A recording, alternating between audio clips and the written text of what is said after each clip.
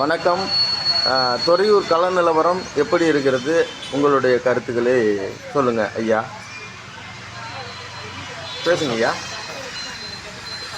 மாண்புமிகு நகர்ப்புற வளர்ச்சித்துறை ஐயா வழிகாட்டுதலோடு மாவட்ட செயலாளர் தியாகராஜன் அவர்கள் வழிகாட்டுதலின்படி யாரை கையை காமிக்கிறாங்களோ அவர்கள் மாபெரும் வெற்றியை தரும் துறையூர் தொகுதி.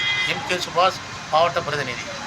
துறையூர் ஒன்றிய கவுன்சிலர் சுப்பிரமணியம், ஆதனூர் பொன் சங்கப்பட்டி. எங்கள் ஏரியாவில் பார்த்திங்கன்னா எல்லா நலத்திட்டங்களும் நம்ம திமுக ஆட்சியில் வந்து நீட்டாக பண்ணி கொடுத்துருக்கோம். சாலை வசதி, இப்போது ட்ரைனேஜு, குடிநீர் வசதி, காவிரி தண்ணி பிரச்சனை, எந்த பிரச்சனையும் இல்லாமல் போயிட்டுருக்குது.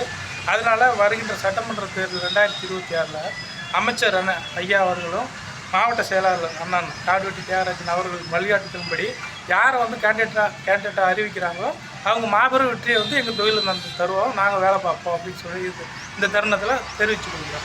நன்றி, வணக்கம்.